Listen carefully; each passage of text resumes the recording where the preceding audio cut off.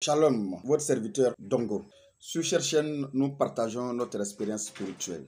Sur cette chaîne, nous tentons d'aider toute personne qui traverse des périodes difficiles à s'appuyer sur notre réalité pour sortir de cette situation, pour leur dire, s'ils traversent des périodes très difficiles aujourd'hui spirituellement, nous aussi nous sommes passés par là et c'est pourquoi même nous avons fait cette chaîne, juste pour partager notre expérience personnelle.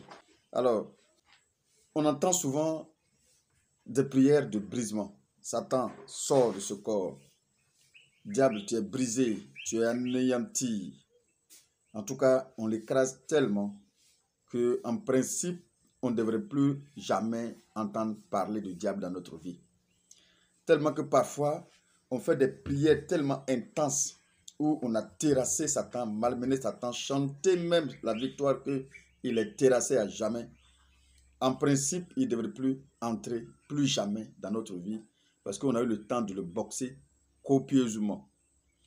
Mais la triste nouvelle est que à chaque fois lorsqu'on l'a terrassé, on l'a combattu, on a eu la victoire sur lui, lorsqu'on vient à la maison, on le trouve dans nos fauteuils en train de regarder la télévision. Il nous attend carrément ou à peine même fini tout simplement, il nous accompagne calmement, on vient à la maison avec lui.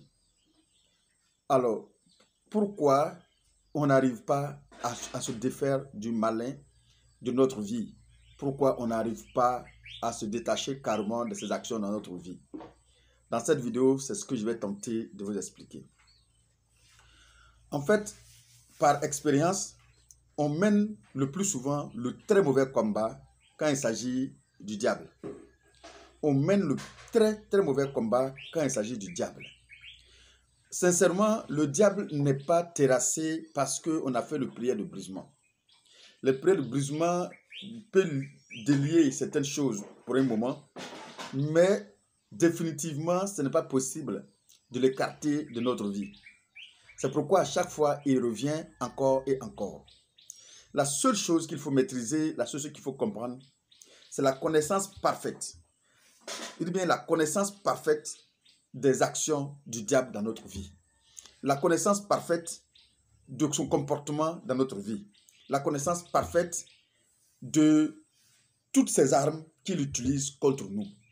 Lorsque on n'a pas cette parfaite connaissance de comment il agit en nous, de comment il travaille sur nous, il est difficile de le terrasser, il est difficile de le neutraliser. C'est pourquoi la parole dit « Mon peuple meurt par faute de connaissance ». Bien évidemment, cette connaissance spirituelle n'est pas connue. On nous enseigne la Bible comme si la Bible est une potion magique en réalité qui peut terrasser, qui peut détruire en état record, comme si les versets bibliques peuvent venir totalement neutraliser le diable dans notre vie en état record. Non, c'est pas évident. C'est pas évident. La Bible a été relue, encore lue, et encore, et encore, et encore. Mais le diable est encore là. Le diable est encore dans notre vie. Tout simplement parce qu'on n'a pas identifié comment il fait pour entrer dans notre vie. Par expérience, je vous le dis encore une fois, le diable ne peut partir que lorsque tu le nourris plus, lorsque tu n'alimentes plus, lorsque tu ne lui donnes plus à manger, le diable part de ta vie définitivement. Qu'est-ce que j'entends par ne pas donner à manger? Lorsque tu ne fais pas les choses sur lesquelles le diable peut se greffer pour atteindre ta vie, le diable n'a plus de pouvoir dans ta vie. Adieu les prières de brisement.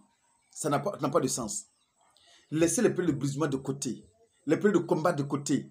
Tout se passe là, calmement.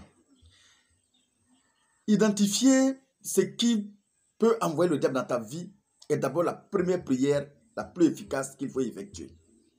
C'est-à-dire, si je sais que le diable ne peut pas franchir la lumière, si je sais que le diable ne peut pas aller dans la lumière, alors, j'allume pas.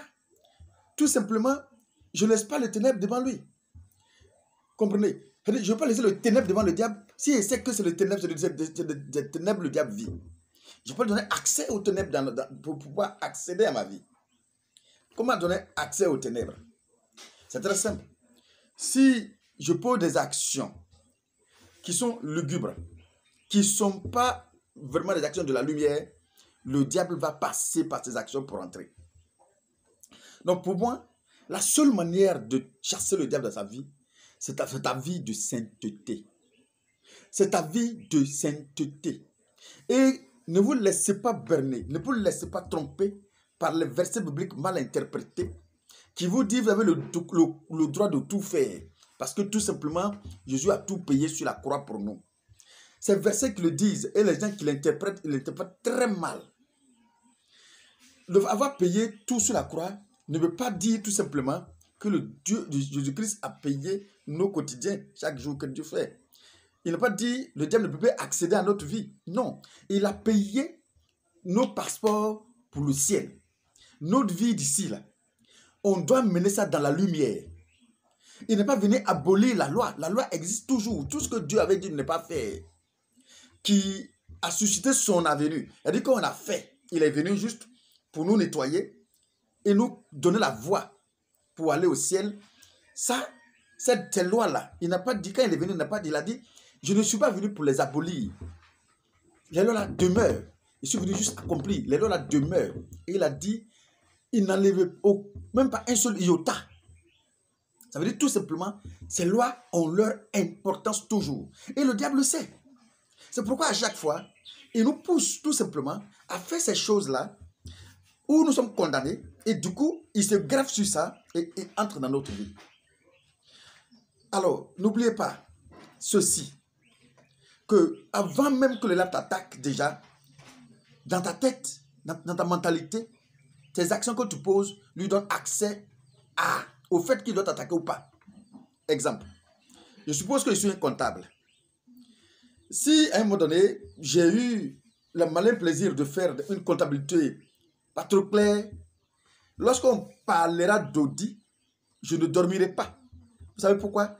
Parce que durant tout le temps que l'audit va durer, je serai stressé, j'aurai des problèmes. Pourquoi? Parce que je sais déjà que ce que j'ai posé comme action n'est pas clair.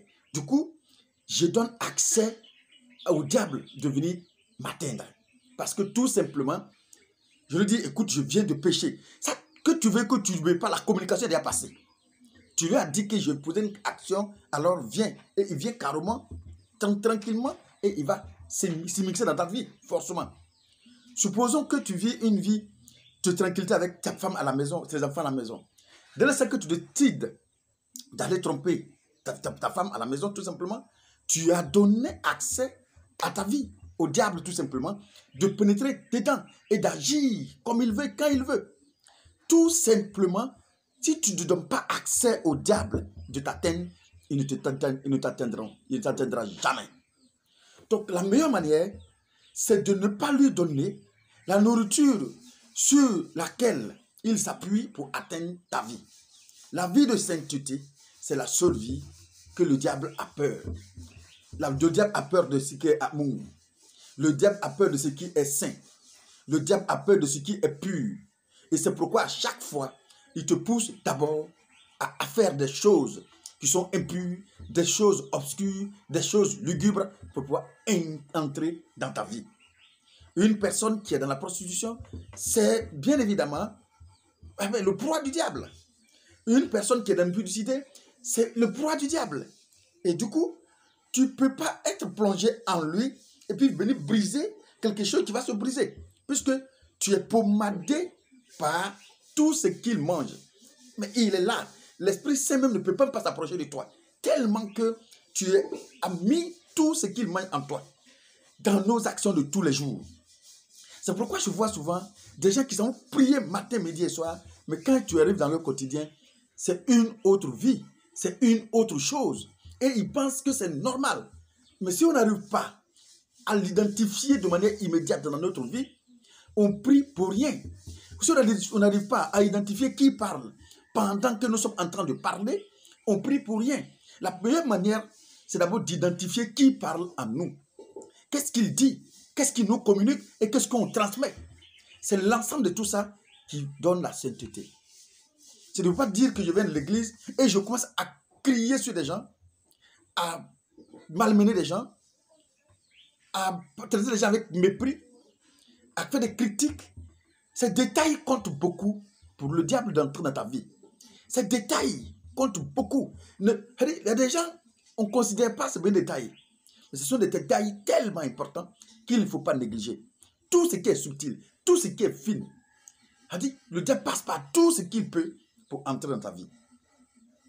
Je vous demande d'avoir une belle lecture de votre vie, de toujours. C'est très important de faire une très belle lecture de votre vie. Quand tu arrives à faire cette lecture de ta vie, tu peux carrément chasser le diable sans même faire de prières de brisement, de prières de combat. Non, tu peux le chasser carrément de ta vie sans même faire de prières. Je prends mon exemple. J'ai senti à un moment donné de ma vie que je vis une vie de paix, de tranquillité, lorsque je suis en harmonie avec moi-même, avec mon entourage, avec tout ce qui se passe autour de moi. Mais j'ai compris, lorsque j'étais ancré, moitié dans le monde, moitié avec le Dieu, j'ai senti un moment que il y a des moments, le diable a eu le dessus sur moi. Lorsque je prends la voie de l'alcool, c'est lié avec tout ce qui suit. Et c'est que c'est les moments qui vont suivre, les semaines qui vont suivre, je vais vivre une vie très, très grave où je parle de vie d'attaque qui ne dit pas son nom. Alors, cela m'a permis de comprendre progressivement. Attendez, lorsque j'étais en harmonie avec ma femme et mes enfants, tout le monde à la maison, lorsque je vis en adéquation avec Dieu tranquillement, mais ces gens de persécution, je ne les ai pas. Mais quand il parle de persécution, je ne parle pas des persécutions qu'on vous raconte. Je parle des persécutions physiquement sur ton corps, dans ton âme et conscience, dans ton ventre, des choses que tu ne comprends jamais. Si on t'explique même, tu ne vas pas croire en réalité. Mais depuis lors, quand j'ai commencé à réaliser cela, je me suis défait carrément du monde, d'alcool, de sexe inutile, non, des choses vraiment. Et du coup, j'ai senti l'harmonie autour de moi. J'ai senti une force autour de moi. Donc, la meilleure manière de construire votre environnement spirituel, c'est d'abord et avant tout la sainteté. D'abord, avant tout, la purification autour de vous. D'abord, avant tout, la sainteté. Si vous faites preuve de sainteté, vous n'avez pas besoin de faire des prières aiguës, des prières graves, des prières... Non. Et du coup, les révélations sortent seules. Tout événement qui va venir va tout de suite vous être informé par l'Esprit Saint parce qu'il est présent.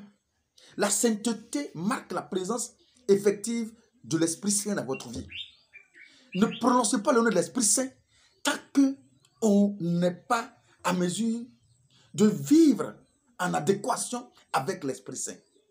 Si on vit en inadéquation avec l'Esprit Saint, ne prononce pas son nom, il n'est pas là. C'est sérieux, il n'est pas là. Si vous avez eu la possibilité de vivre cette vie que nous autres, nous avons eu un moment, vous allez comprendre que quand l'Esprit Saint est là et que les attaques physiques arrivent, il les amortit avec, ça ne t'atteint pas. Mais lorsque tu te plonges dans une vie d'impureté, dans une vie d'impudicité, dans une vie de fornication, dans une vie d'alcool aigu, dans une vie de désordre sexuel, ne parlez pas d'Esprit Saint. Et ne vous soulagez pas avec les paroles de la Bible qui disent que l'homme n'est parfait, blablabla. Bla, bla, bla. Non. Vous vivez une vie de terreur à l'intérieur de vous. Tous vos blocages dans vos activités viennent de l'impureté qui se trouve autour de vous. Tous les blocages viennent du manque de sainteté autour de vous. Ça, soyez-en sûrs. Et ne cherchez pas loin ce qui est tout près de vous. Ne cherchez pas loin ce qui est tout près de vous. Je vous ai dit, sur cette chaîne, je parle de mon expérience.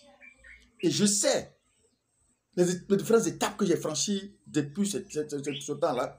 Et je suis bien placé pour vous dire, si vous vivez aujourd'hui des blocages dans votre vie, concentrez-vous, asseyez-vous. Et reprenez le film de votre vie. Les actions que vous posez, vos quotidiens. Reprenez ce film-là sur vous-même. Vous allez comprendre qu'il y a des failles.